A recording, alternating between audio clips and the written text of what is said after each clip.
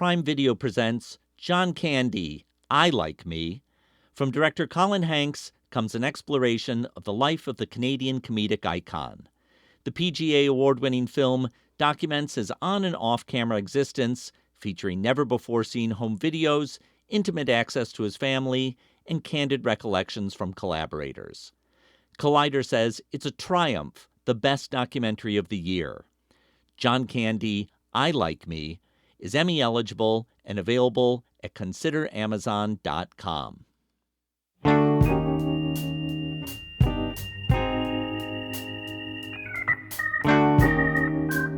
American Doctor looks at the war in Gaza through the eyes of 3 volunteer surgeons. I speak with the director, Poh Si Teng.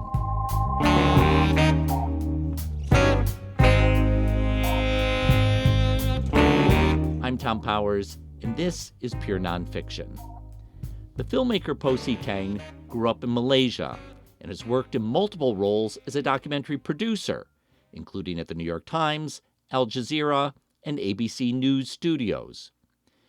Around 2 years ago, she was compelled to move from producing to directing as she watched the death toll rising in Gaza, including the targeting of locally based journalists.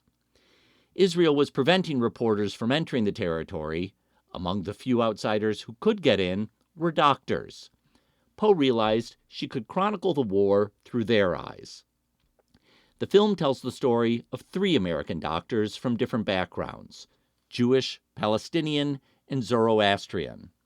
While Poh couldn't enter Gaza herself, she coordinated a Gaza-based crew from afar and also filmed with the doctors in the United States. American Doctor premiered at Sundance and has been widely playing the festival circuit.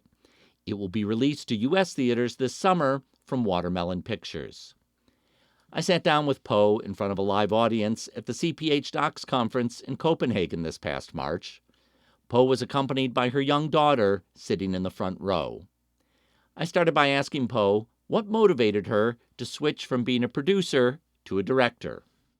On producing jobs, I just didn't feel like the field needed another director. For a long time, I think for 20... There are many directors in the audience who agree with me. you. I didn't need my voice. They need you. They don't need me. And for the longest time, I I think I would... It's better for me to be a producer to help other directors and to push their vision. Why me?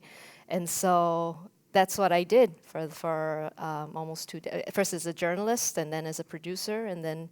But it's been quite an experience. And with every job, when you produce, your role is to help the director sort of accomplish their vision. And I really enjoyed that. I really enjoyed sort of being in the world of these filmmakers and living in it for a number of years and then moving on to the next thing. And with my background as a journalist, it really helped me to help them position their films. Having worked at the New York Times, we always project okay, this is what's going to be important a year from now, 2 years from now. And as a documentary commissioner for Al Jazeera English, it also helped because you're always looking at, okay, what's going to be relevant now and sadly 5 years, 10 years, 20 years to come. So I felt that my skills and my lived experience would be better served if I was a producer and not a director. Now, you also have an eclectic personal background. You grew up in Malaysia. You lived in India for a period.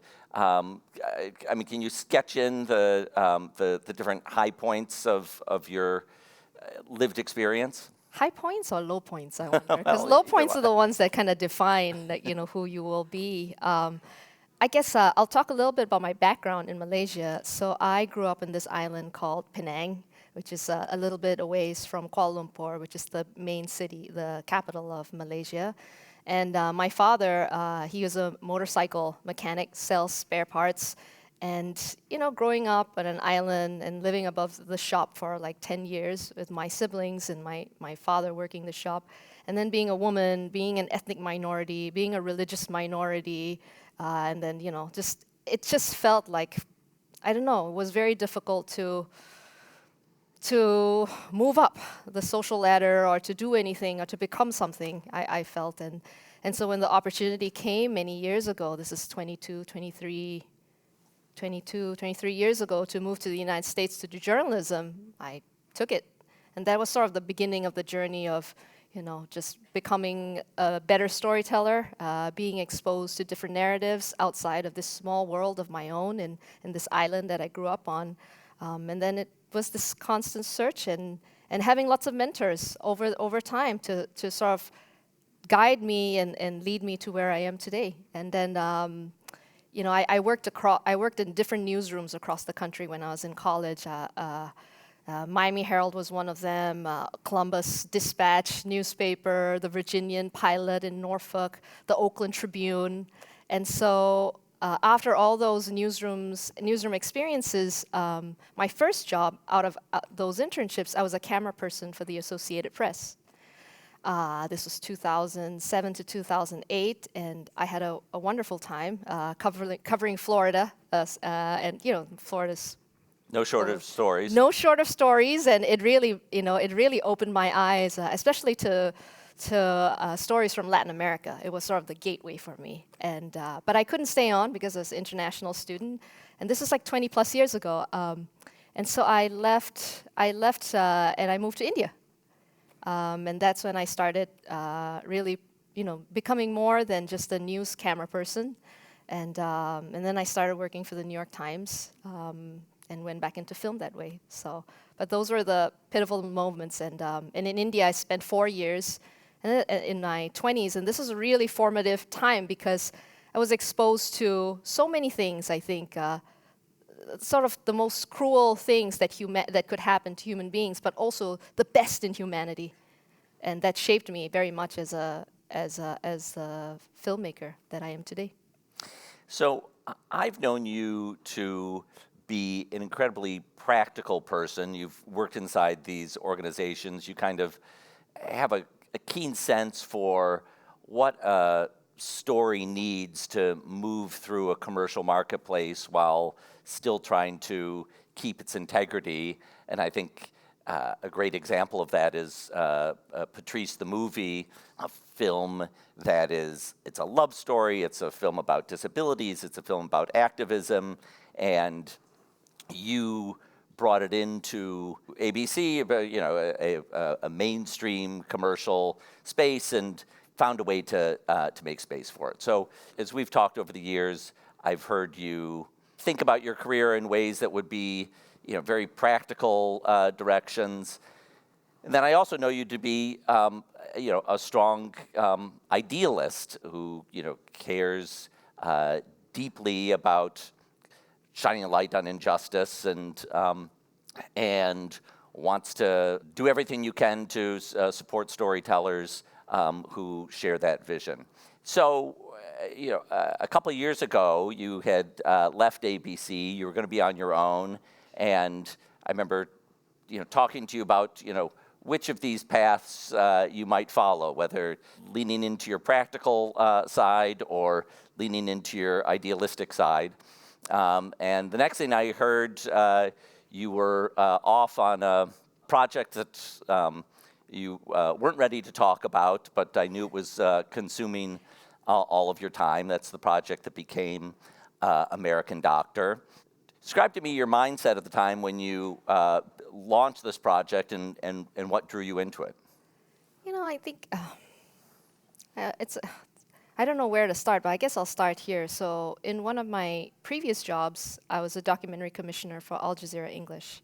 And so a year into the genocide, it was very difficult to see people that I respected in the craft in journalism at Al Jazeera being targeted and executed.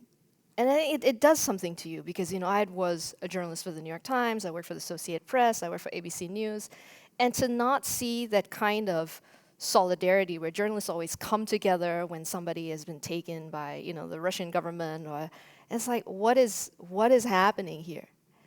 And a year into the genocide, I didn't have any more words, and I didn't want to talk to anybody. I was very angry. And then came despair. And so it was like, I didn't know what to do with those emotions, but I just felt like whatever I was doing at that time, it didn't make sense anymore, and I needed to find something else. And so, but I knew I needed to do a few things, and one of the things was I needed to quit my job. I needed to empty my bank account. If I was gonna make a film, you're gonna have to front load the money yourself, because first-time director, and then on Palestine, like, forget about it. It's just not going to happen. And so that's what I did. That's why I didn't see you for, I mean, this is the first time I'm seeing Thom in CPH after a year and a half. And we would meet, We saw each other. we would see each other. We would get coffee, we would catch up. And When I was very lucky, you'd cook me a Malaysian meal. thank you well, thank you. But, it's just, I was so angry and so full of anguish and despair, but I wanted to embark on something. I wanted to try something, and so there came this film. But I didn't know what it was going to be. For a long time, I didn't know what it was going to be. I was like, but let's start the process of quitting the job and taking out $150,000 from the bank account. That's it. I have no more money. This is all the money I saved for you, my kid, my child. But maybe one day you will understand why I took this money out. But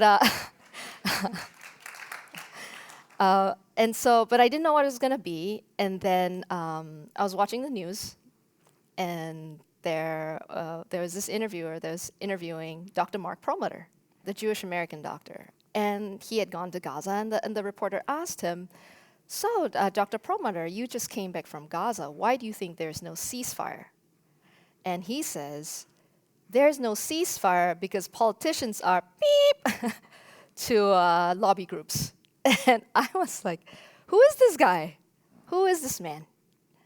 And so I looked him up, and a few days later, this is 2024, end of 2024, and he was going to be the keynote speaker at the Palestinian Children's Relief Fund in New York and Sony Hall.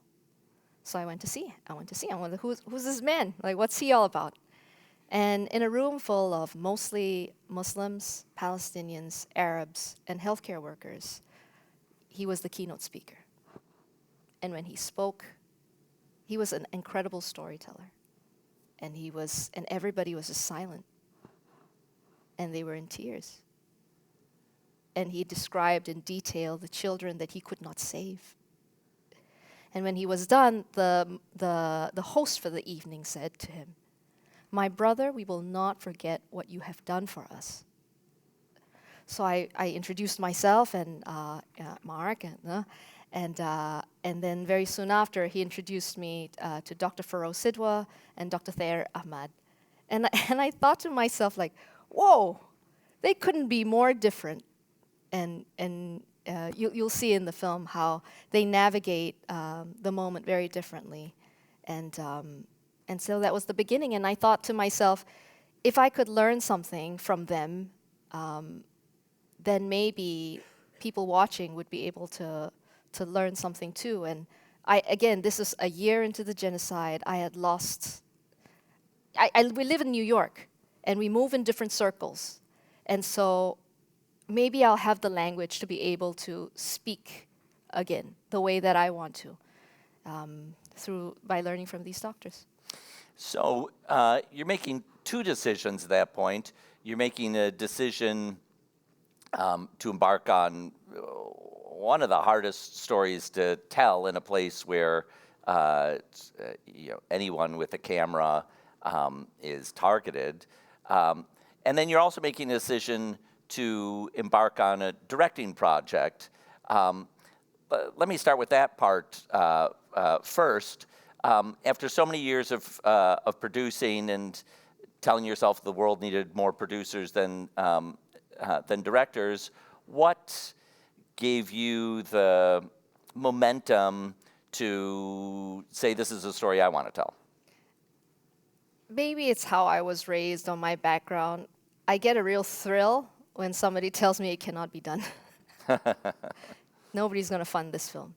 Oh, you're not going to be able to take it, it's not going to go off the ground. It's not going to, it will never happen. And I was like, we shall see.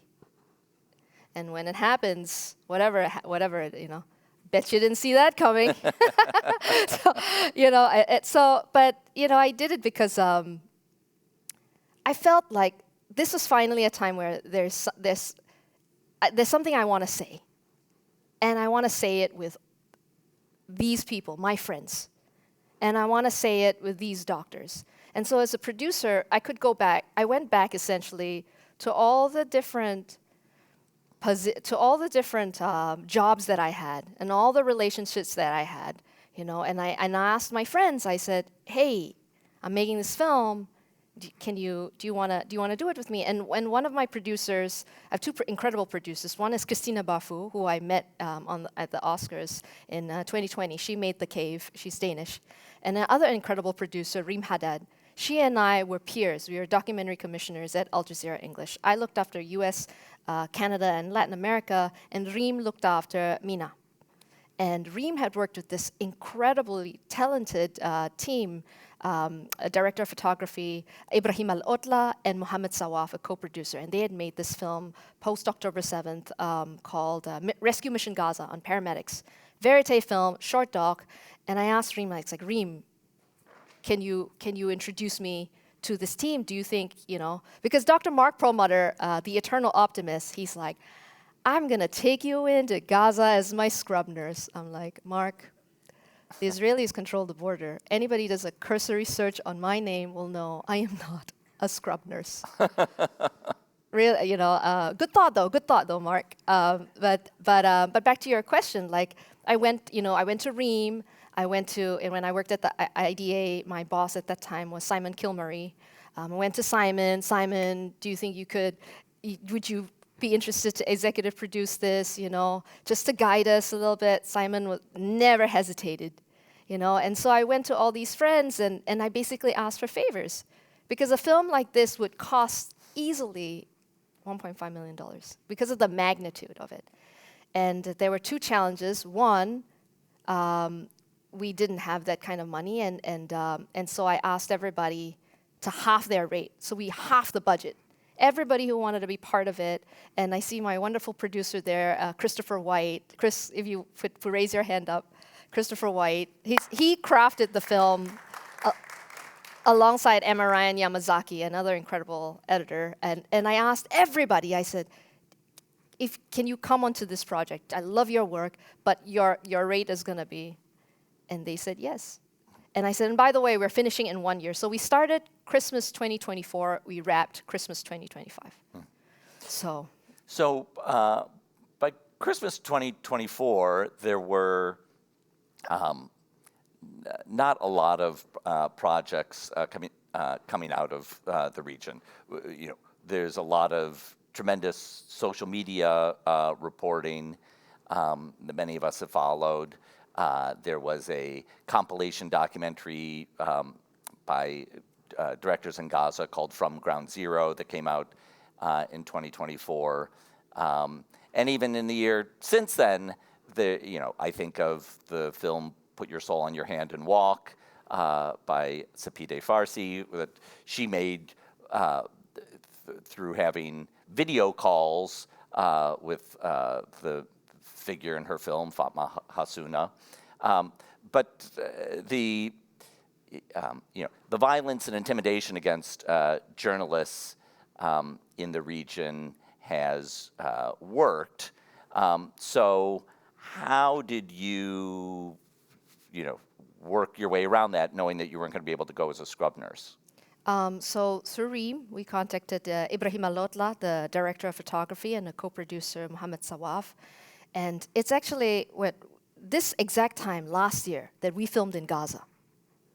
And it was, the so-called ceasefire at that time. It's also, as you know, right now, it's the same time last year, so it's the month of Ramadan. But there were still, people getting shot and everything. And, we asked the team, would you be comfortable filming this at Nasser Medical Complex? And it was a big ask from me. If anything were to happen to Ibrahim or Muhammad, they would be separated from their families. I mean, we're asking for such a big thing. If the families were hurt or God forbid, it died during that time, they would not be together. But yet at the same time, they said, absolutely, they will do it. And And just to be clear, these two camera people are already in Gaza. they're Gazans. Yeah, yeah. They do not have the same luxury and privilege like myself, like, I live in the US, but the doctors to move in and out. Right. So one, they were living it. I'll tell you about Mohammed Sawaf. So he owns a production company called Alev Multimedia. Mohammed lost at least 47 members of his family. They were killed and targeted. They shoot people with cameras there. I think we all know that. So it's such a big ask to say, can you film here with these doctors and be separated from your families? And so we will never forget their sacrifice that they have made. And they did it with sort of the request, please, bring the story back to America. And so that's what the film, and about the team, I'll tell you about how their ingenuity, because I was so afraid, we were so afraid that we could not get the footage out. So I told them, please, please, please, please, please, do not shoot in 4K. Like, yeah. They shot in 4K. And we did get the footage out. And, but yeah, and so there's their bombings that they're trying to dodge. They're trying to dodge bombs. And then there's the very real, challenge, it's just horrible, of starvation. So both Muhammad and Ibrahim each have 5 children. So you got 10 kids. So this was the blockade. There was like a food blockade in early 2025. And I remember into May, June 2025. Actually, you know what? I'm gonna find this message because I think it illustrates the challenges that in which we were making the film. And I'll say this as somebody, I think I'm quite experienced. I worked at Al Jazeera. I've worked at safety security measures and protocols, but nothing would have prepared me for something like this. So we're talking about this was May 27th, 2025. And imagine, food had not gone into Gaza for several months. And so I've been messaging. I said, how are you? And this is what Muhammad says. Even we no longer have any power, only the will to keep fighting to stay alive. Today my cousin was killed, and another was injured, and a massacre was committed near the place where I live with my children. All I can say is, even if we die, let your voice remain for us. If we cannot stop this injustice, let us at least disturb the oppressors. That gives you motivation to keep going. And it was really hard, Tom, because so all $150,000, 6 months into the project, May, June, no money was coming in. How are we going to finish this film? How are we going to keep our promise to Muhammad and Ibrahim? And so, I was like, I was just crushed. But then a friend of mine from Malaysia, he said, look, I don't know how it is in the United States, but come back home. We're not divided on genocide here. I made 2 trips back home to Malaysia. This was just a few days, just 2 trips in summer and in the fall. And we raised almost $200,000. Donations, cash. And I remember the first time I went and one of our funders said he funded and then he got his buddies together and he said our daughter has returned. Now she has taken a big risk. Now all of you need to fund this film. And I just like collapsed. and then coming back to the United States, it gave us the wind in our sails that we so badly needed. And by that time, society in the US had shifted. And grants were made available to us. But the first half of 2025, all the doors were shut. But the latter part, institutions are only made out of people, and people have changed. They are not as scared anymore. So that's what happened. So, talk to me about shaping the film, because you had filmed, you had this window of time to be able to film inside Gaza, and then you're filming with the doctors as they come back to the U.S. and are discussing amongst themselves this incredible disconnect between what they've experienced and the way the war is reported on the news. How did you and your editing team, figure out how to shape the film? It was a challenge. I remember in the early days, and I showed Simon Kilmurray, our executive producer, and he watched the early cut, and he's like, I think you're holding back. Because there's such a delicate balance of what you show and what you don't show in a war zone. You show too much, and it's gratuitous. You show too little, and it's not real. And so, fortunately, I have the privilege of working with two incredible editors. Emma Ryan Yamazaki, who edited Black Box Diaries. She was nominated for an Oscar last year, and she also edited and directed Instruments of a Beating Heart, also nominated for an Oscar last year. And she is this incredible verite editor who understood scenes and how to craft them. And then I have this other incredible editor, Christopher White, who has edited he's just such a prolific editor, and he's edited so many different kinds of docs, and he also understood commercial documentary, how to make things propulsive. And he's edited films that have ended up in Netflix and Showtime, and so he was able to craft the arc of the film. And it was such a privilege to sit alongside him, and then we would talk about what worked. And I would convey to Chris, like, this is how I felt. This is how I felt. Like in Mark, so much of Mark's storyline, and if you watch it, is like he was going through some trauma, and he would show me footage, which a lot of it didn't end up being in the film because you just can't. And I would even for me, like after watching hours and hours of it, because he wanted to be believed, and so he would send it to me, and I would watch it. And then there were days I just couldn't get up, and I would explain that to Chris, and and he crafted some of those very important scenes on what it was like for Mark in his mind, and that's not easy feat. And then you have two other doctors, and so. It was. I'm honestly, like, I couldn't have done it without Chris White, and editors are worth their weight in gold. so choose wisely and give them whatever they need, everything. So yeah. So it's remarkable that you pulled this off in a year. I lost a lot of hair. I use minoxidil now. A year is a long time, but in documentary time, it's a short amount of time. But it can feel like a slow process when you're covering something that has an immediacy and an urgency to it. So I wonder how you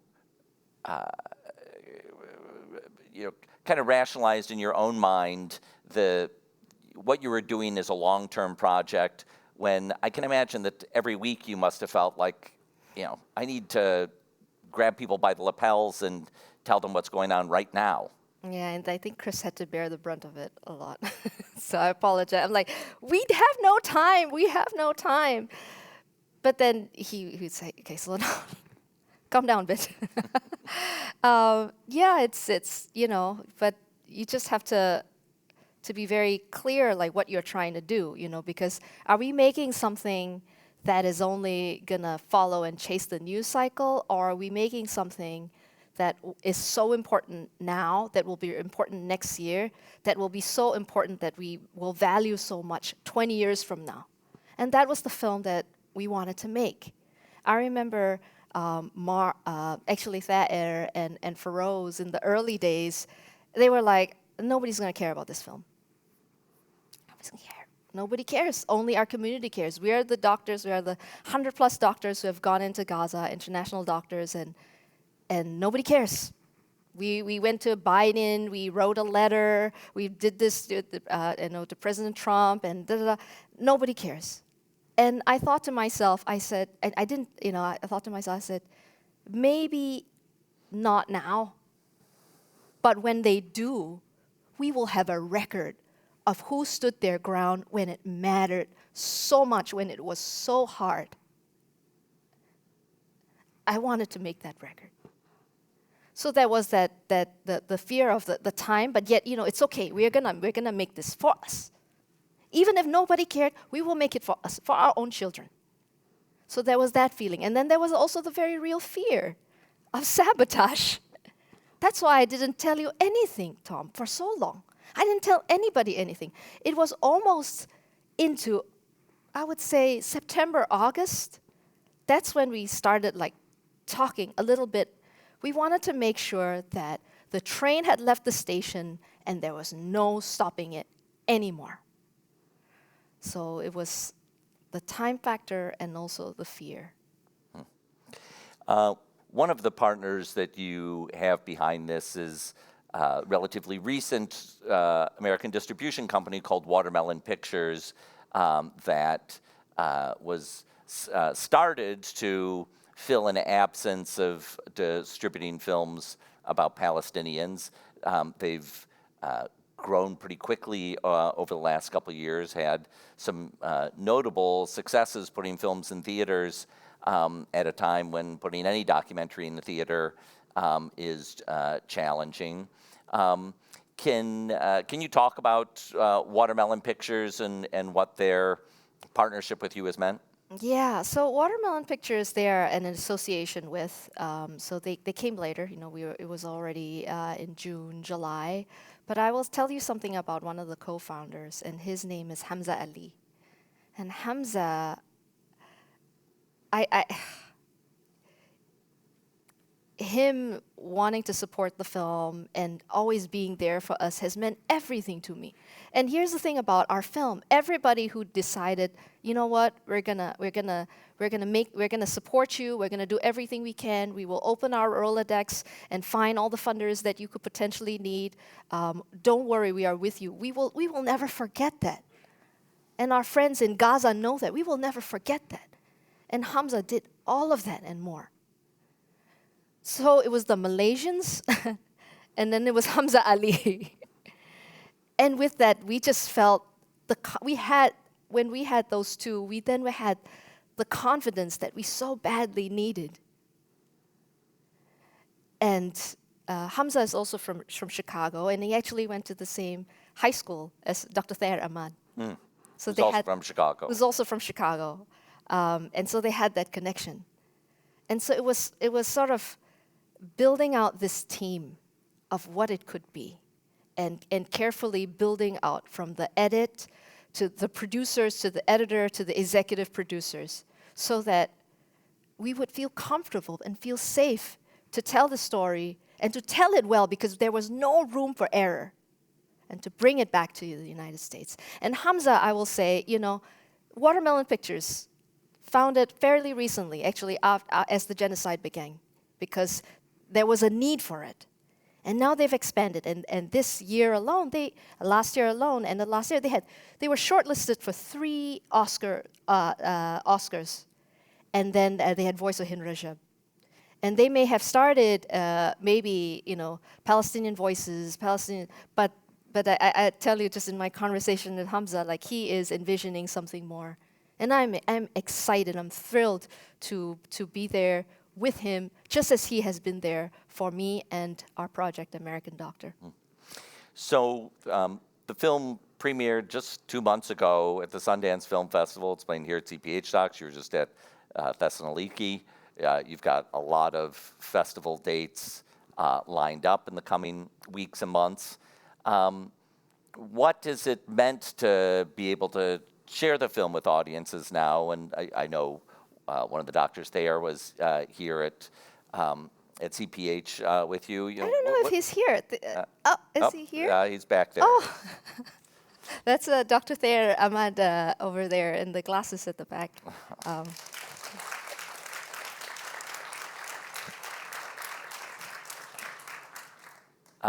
So yes, what has it meant for audiences to experience this film?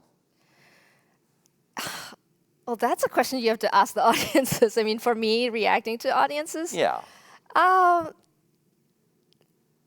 First of all, I didn't think we'd get into Sundance.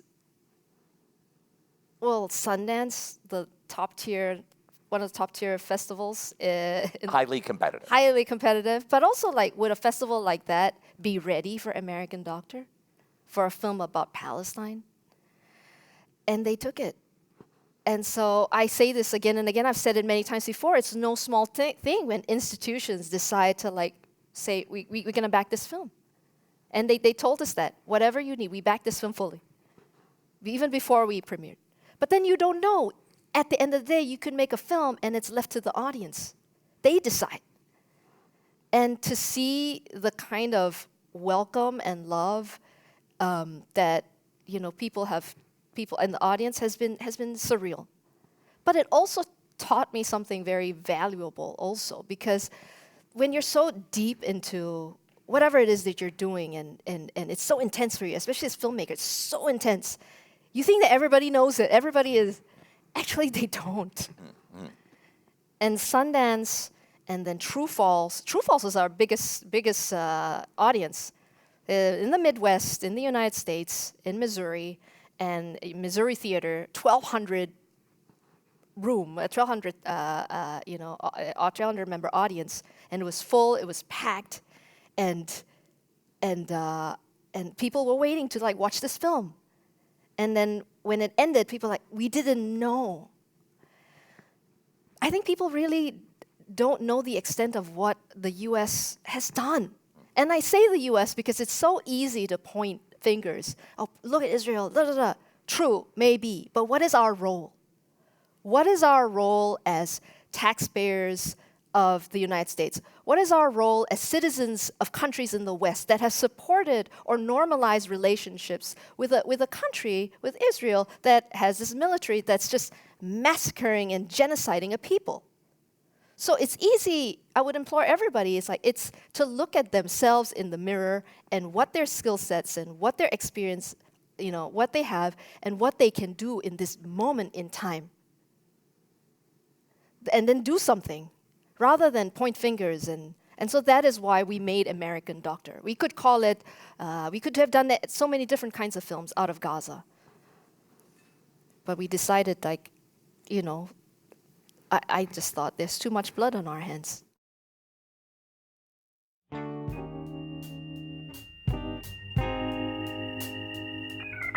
I want to thank Poh Si Teng for speaking with me. Her film, American Doctor, will be released in U.S. theaters this summer from Watermelon Pictures.